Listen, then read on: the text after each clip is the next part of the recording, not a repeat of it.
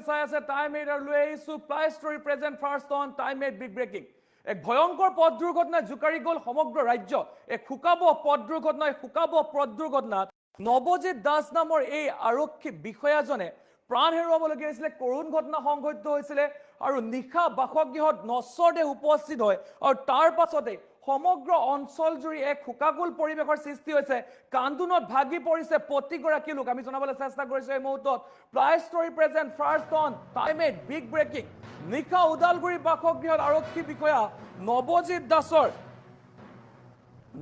দাসৰ নশ্বৰদেহ উপস্থিত কান্দোনত ভাগি পৰিছে এতিয়া পৰিয়ালবৰ্গ শেষ বিদায় জনাবলৈ শ শ লোকৰ ভিৰ কৰা দেখিবলৈ পোৱা গৈছে আৰু শুকুৰবাৰে সন্ধিয়া কৰ্তব্যৰত অৱস্থাত এখন কিয়া বাহনে খুন্দিয়াই বিষয়াজনক ডিমা হাছাৰৰ লাইচাং আৰক্ষী চকীৰ ভাৰপ্ৰাপ্ত বিষয়া আছিল নৱজিৎ দাস আৰু সেই নৱজিৎ দাসে প্ৰাণ হেৰুৱাবলগীয়া হৈছিলে স্বাধীনতা দিৱসৰ উপলক্ষে তালাচী চলি থকাৰ সময়তে সংঘটিত হৈছিলে দুৰ্ঘটনা আৰু এই দুৰ্ঘটনাত প্ৰাণ হেৰুৱাইছিলে যুৱক এই আৰক্ষী বিষয়াজনে আৰু দুৰ্ঘটনাত সংঘটিত কৰিয়ে পলায়ন কৰিছিলে বাহনখনৰ চালক আমি জনাইছো এই মুহূৰ্তত খবৰ আমি জনাবলৈ চেষ্টা কৰিছো এক শোকাকুল পৰিৱেশে বিৰাজ কৰা দেখিবলৈ পোৱা গৈছে নৱজিৎ দাসৰ বাসগৃহত যেতিয়াই নৱজিৎ দাসৰ যি নশ্বৰ দেহ ঘৰলৈ লৈ অহাৰ পিছতে এই শোকাকুল পৰিৱেশে বিৰাজ কৰিছে আৰু কান্দোনত ভাগি পৰিছে পৰিয়ালৰ প্ৰতিগৰাকী লোক শেষ বিদায় জনাবলৈ শ শ লোকে ভিৰ কৰা দেখিবলৈ পোৱা গৈছে শুকুৰবাৰে সন্ধিয়া কৰ্তব্যৰত অৱস্থাৰে যিহেতু স্বাধীনতা দিৱস আছিলে সেই স্বাধীনতা দিৱসৰ যি তালাচী অভিযান চলি আছিলে অৰ্থাৎ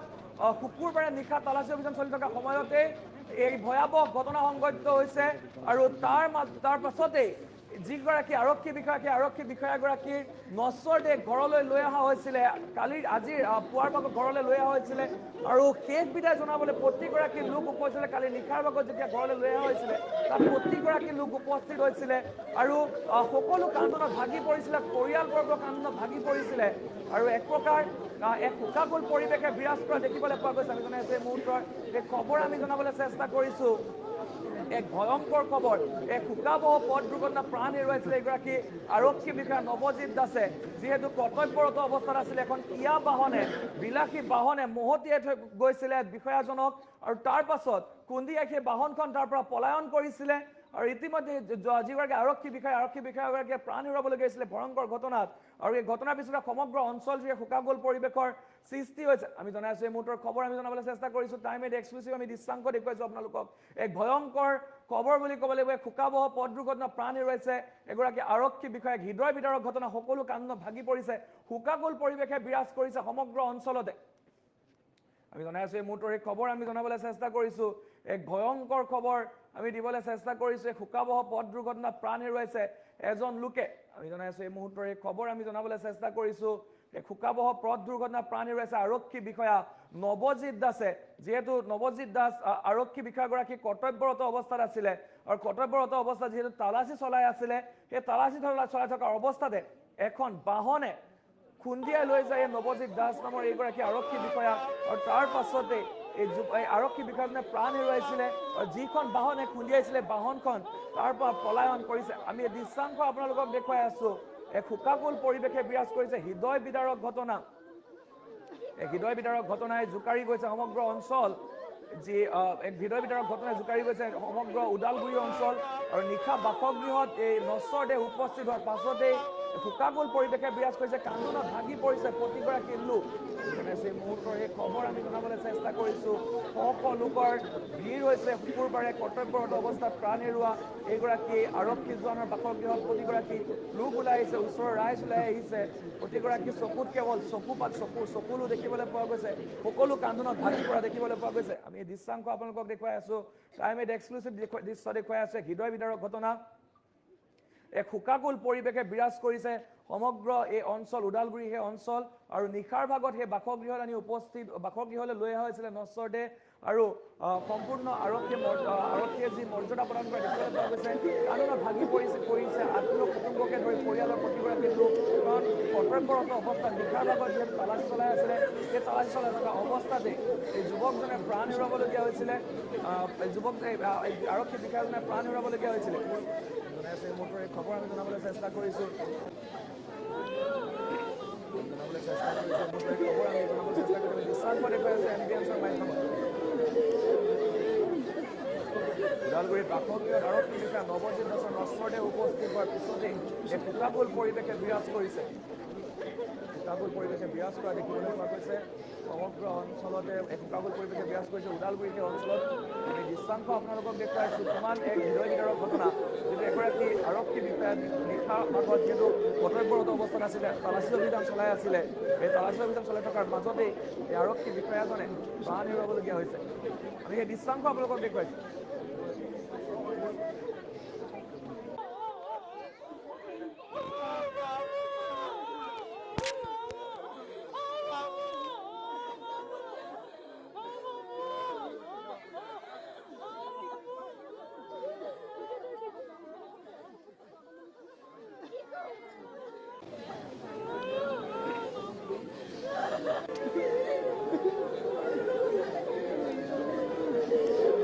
সঁচাকৈ আজি এটা বৰ দুখৰ দিন যোৱাকালি সন্ধিয়া ডিমা হাছাওৰ লাউচাং থানাৰ ভাৰপ্ৰাপ্ত বিষয়াৰ যিটো ঘটনা আমি শুনিবলৈ পালোঁ অতিকে দুখ লগা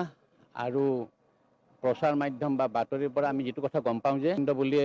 প্ৰচাৰ হৈছে কাৰণ কিয় তেওঁলোকে চেকিঙত থকা পাছত তীব্ৰ গতিত গাড়ী এখন আহি তেখেতক মহতিয়াই লৈ গৈছে তাৰমানে কি হ'ব নিশ্চয় তেনেকৈতো আৰু পুলিচ দেখা পালে অন্ততঃ গাড়ীখন মানুহে ৰখে নৰখি গাড়ীখন জোৰকৈ চলাই দিছে মানে কি বুজায় হ'ব সেইটো গতিকে যিহেতুকে এটা পৰিয়ালৰ এটাই ল'ৰা আমি ভাবোঁ কি নিশ্চয় চৰকাৰে এইটো দিশত ভাল পদক্ষেপ এটা ল'ব আৰু যিবিলাক ডেকা চাম আমাৰ আৰক্ষী বিষয়া আছে তেওঁলোকেও সাহস পাব যদি এনেকুৱা ধৰণে যদি এনেকুৱা হয় নিশ্চয় তেওঁলোকৰ মনত অলপ দুখ পাব বা ভয় ভাবুকিৰো কথা আহিব মই সেইকাৰণে ক'ব খোজোঁ চৰকাৰে এইটো ক্ষেত্ৰত ভাল পদক্ষেপ লওক আৰু পৰিয়ালে উচিত বিচাৰ এটা পাওক এইখিনি মোৰ ক'ব লগা আচলতে নৱজিৎ দাস তেখেতৰ পৰিয়ালৰ মই এজন সম্পৰ্কীয় মানুহ হয় তেওঁৰ পৰিয়ালত তিনিজনী বাইদেউ ভণ্টি আছিলে ল'ৰা এজনেই আছিলে ল'ৰা নাই কাৰণে আমাক তেওঁ দাদা বনাই লৈছিলে কৰ্মসূত্ৰে তেওঁ 2017 চনত আৰক্ষী বিভাগত নিযুক্তি পাইছিল ডিব্ৰুগড়ত নিযুক্তি হৈছিল তাৰ পৰা তেওঁ ডিমা হাছাওত কৰ্মৰত অৱস্থাত আছিল কিন্তু যোৱাকালি নিশা 8 বজাত যিটো মৰ্মান্তিক ঘটনা ঘটিল আমি সেইটো সহজে মানি ল'ব পৰা নাই কাৰণ তেওঁ এজন উঠি অহা প্ৰজন্ম ডেকা ল'ৰা তেখেতে দেশৰ স্বাৰ্থৰ হকে যিটো আজি 15 আগষ্ট যোৱাকালি 14 আগষ্ট আছিলে তাত যিটো নাকা চেকিং চলি আছিলে সেই চেকিঙত তেওঁ কৰ্মৰত হৈ আছিলে সেই কৰ্মৰত হৈ থাকোঁতে তেওঁক এখন বাহনে মহতিয়াই লৈ যায় কিন্তু আশ্চৰ্যৰ বিষয় এইটোৱে এজন উঠি অহা প্ৰজন্ম ডেকা ল'ৰাই এখন দেশৰ শান্তিৰ হকে কাম কৰিবলৈ গৈ এনেকৈ যদি প্ৰাণ আহুতি দিব লগা হয় তেতিয়াহ'লে আমাৰ উঠি অহা প্ৰজন্মই প্ৰশাসনৰ যিবিলাক ডেকা ল'ৰা তেওঁলোকে কেনেকৈ দেশৰ হৈ যুঁজ কৰিব গতিকে আমি এইটো সহজে ল'ব পৰা নাই ইয়াত নিশ্চয় ৰহস্যৰ আৱৰ্তত এই কথাটো লুকাই আছে তেখেতে অকলে নাছিলে নিশ্চয় তেখেতৰ লগত তেখেতৰ সহকৰ্মীও হয়তো আছিলে কিন্তু কি কাৰণে কি ধৰণে এই ঘটনাটো ঘটিবলৈ পালে সেইখিনি আমি এতিয়ালৈকে সুসূত্ৰ পোৱা নাই